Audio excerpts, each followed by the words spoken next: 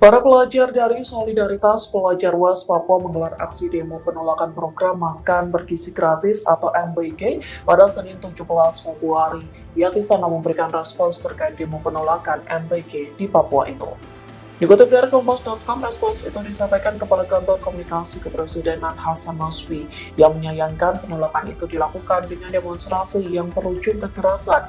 Menurut Hasan Nasbi, jika ada warga yang menolak program MBG, tak seharusnya disampaikan dengan demo. Pihaknya menekankan pentingnya tidak menghalangi hak warga lain yang ingin mendapat manfaat dari program MBG. Hasan Nasbi mengatakan masyarakat bisa menyampaikannya dengan baik jika tidak mau menerima makan bergizi gratis. Pasalnya, Hasan Nasbi menilai masih banyak orang lain yang membutuhkan akses terhadap MBG. Diketahui sebelumnya, masa pelajar dari berbagai Download Tribun X sekarang, menghadirkan lokal menjadi Indonesia.